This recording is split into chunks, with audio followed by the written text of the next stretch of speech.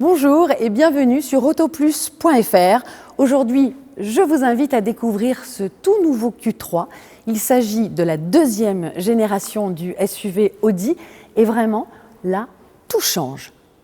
D'un point de vue design, tout d'abord, avec cette calandre que l'on voit ici, vous le savez certainement, mais à présent, tous les modèles de l'appellation Q ont une calandre avec 8 côtés, alors que tous les autres modèles de la lettre A n'en ont que 6.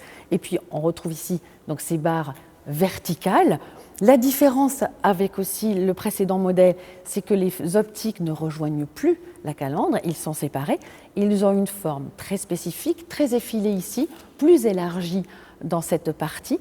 Et puis, on découvre aussi une toute nouvelle signature lumineuse. Certaines lignes ont été beaucoup plus travaillées, on le sent beaucoup plus musclé et notamment sur ces parties ici, on a une ligne qui part de l'optique à l'avant jusqu'à l'optique à l'arrière et ici c'est très marqué. On a deux lignes qui restent parallèles ici et qui se reséparent à la fin. On a presque l'impression que les designers ont voulu lui donner un style avec des extensions d'ailes et ça le fait un petit peu plus sportif. C'est sûrement à l'arrière que l'on voit le plus de différences en ce qui concerne ce tout nouveau Q3, puisqu'il adopte la plateforme MQB, maison, et donc du coup on bénéficie de beaucoup plus d'espace. L'empattement est plus grand, on est très correctement installé, les pieds se calent très bien, on a plus d'espace, on se sent vraiment bien à l'arrière.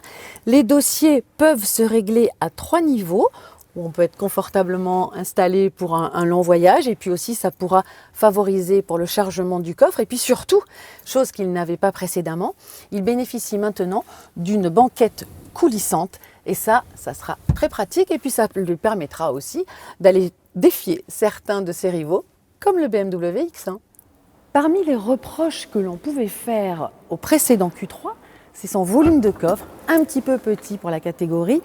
Aujourd'hui, c'est terminé puisque grâce à cette nouvelle plateforme, le nouveau Q3 offre un volume de coffre qui va de 530 à 675 décimètres cubes, grâce aussi donc à la banquette coulissante. Et ça, c'est vraiment très bon pour la catégorie. Bien sûr, l'architecture intérieure a été modifiée et c'est normal puisque l'actuel Q3 date de 2011, même s'il y a eu des restylages. Donc il bénéficie sans surprise, on va dire, des équipements qui équipent aujourd'hui toutes les nouvelles Audi. Ici, une particularité tout de même, c'est qu'il bénéficie du Virtual Cockpit, mais c'est un nouveau format qui est un petit peu plus petit, qui fait 26 cm, il fait un petit peu plus de 10 pouces. Et en option, on pourra avoir le Virtual Cockpit que l'on a sur d'autres modèles de plus haut de gamme, qui est de 12,3 pouces, donc 31 cm. Mais ça ne gêne absolument pas, ce format.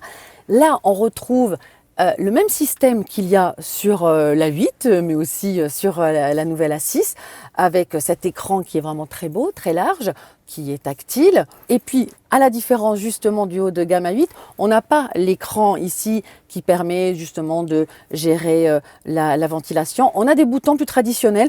C'est une question de goût, mais j'avoue que moi je préfère, je trouve ça beaucoup plus pratique. Et idem, ici, on a un bouton pour le volume, donc pour ceux qui n'aiment pas trop tout gérer par un écran, ça sera très pratique. Ce Q3 sera disponible avec une boîte manuelle suivant les motorisations, mais surtout avec la boîte S-Tronic à 7 vitesses.